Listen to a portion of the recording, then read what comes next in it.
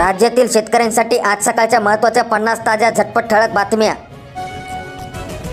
अतिवृष्टी बाधित शेतकऱ्यांना मदत वाटप प्रक्रियेला गती। रब्बी हंगाम विशेष मदत। अपलोड केलेले खातेदार 29,655। उर्वरित पात्र शेतकऱ्यांच्या याद्या अपलोड करण्याची प्रक्रिया सुरू करण्यात आली। जालना जिल्ह्यातील अपडेट। मुख्यमंत्री माझी लाडकी बहीण योजनेमधून अनेक बहिणी बाद होणार। ई-केवायसीची अट बंधनकारक केल्याने लाभार्थी बहिणींमधून नाराजीचे वातावरण। अतिवृष्टीतील नुकसान भरपाई बँक खात्यात जमा। बँकेत अनुदान घेण्यासाठी लाभार्थ्यांची गर्दी। खात्यात 12.17 कोटी रुपये जमा करण्यात आले। छत्रपती संभाजीनगर जिल्ह्यातील अपडेट। रब्बीसाठी 2.96 लाख शेतकऱ्यांना 275 कोटींची मदत। हेक्टरी 10,000 रुपये याप्रमाणे अनुदान खात्यात जमा। फार्मर ID आवश्यक। तहसीलदारामार्फत शेतकऱ्यांच्या याद्या अपलोड करण्यात आल्या। वाशिम जिल्ह्यातील अपडेट। कोणत्या तालुक्यात किती लाभार्थी आहेत या ठिकाणी तुम्ही बघू शकतात। तांत्रिक अडचणीमुळे नुकसानग्रस्त 40,000 शेतकऱ्यांचे DBT पेमेंट फेल। मदतीपासून शेतकरी राहणार वंचित। वेबसाईट उघडेनात। यवतमाळ जिल्ह्यातील अपडेट। चांगल्या उत्पादनाची शेतकऱ्यांना आशा। शेतकरी गुंतले रब्बी पिकांच्या पेरणीत। थंडीचा जोर वाढल्याने तूर पिकांना याचा फायदा होणार। रब्बी पिकांना अनुकूल वातावरण आहे। अनुदानावरील बियाणे शेतकऱ्यांना मिळेना। आपल्या देशामध्ये नोकऱ्यांची लाट आली आहे। भरतीमध्ये झाली 17% वाढ। डिजिटल जीवन प्रमाणपत्र काढले आहे का? अन्यथा पेन्शन नाही मिळणार। 1 ते 30 नोव्हेंबर दरम्यान केंद्र सरकारची मोहीम सुरू आहे। वेळेमध्ये प्रमाणपत्र सादर करणे अत्यावश्यक। पशुपालकांना कृषीच्या दराने मिळणार वीज पुरवठा। पशुपालकांना दिलासा। आता शेतीपूरक व्यवसायाला मिळणार चालना।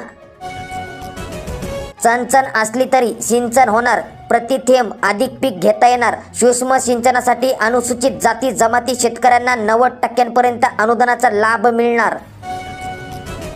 कापसाला 7,000 रुपये वेचणीचा खर्च 2,000। दुहेरी फटक्याने सोयगाव तालुक्यातील शेतकरी झाले त्रस्त। मशागत फवारणी वाहतूक खर्च भागविणे झाले अत्यावश्यक। आता शेतकऱ्यांनी धान खरेदी केंद्र सुरू करा यासाठी मागणी केली आहे। पीक विम्याच्या माध्यमातून नुकसानग्रस्त शेतकऱ्यांची फसवणूक। अकोला जिल्ह्यातील शेतकऱ्यांना नुकसान होऊन देखील पीक विमा मिळेना। शेती कुंपणासाठी तारेची जाळी 85% अनुदान। कृषी विभागाची योजना। अर्ज भरण्यास झाली आता सुरुवात। मजुरीचे दर वाढले आहेत। यांत्रिक शेतीचं शेतकऱ्यांसाठी तारक। 1 एकर मका सोंगणीसाठी 10,000 रुपयेपर्यंत खर्च येतो। शेतकऱ्यांनी खोटी कागदपत्रे दिल्यास फार्मर ID होईल 5 वर्षासाठी ब्लॉक। कारवाई टाळण्यासाठी शेतकऱ्यांनी खबरदारी घेणे गरजेचे। मुले शिकणार मनसुक्त बागडणार। आता 130 अंगणवाड्या स्मार्ट होणार। आदर्श अंगणवाडी बालकांच्या सर्वांगीण विकासाचा निर्णय। महत्त्वाकांक्षी योजनेला मंजुरी देण्यात आली। आज सोयाबीनचा दर प्रति क्विंटल 60 रुपयांनी उतरला आहे। अतिवृष्टीने जमीन पूर्णपणे खरडून गेल्या 28,000 शेतकऱ्यांसाठी 19 कोटी रुपये द्या। बीड जिल्हाधिकाऱ्यांनी आयुक्तांना दिले प्रस्ताव।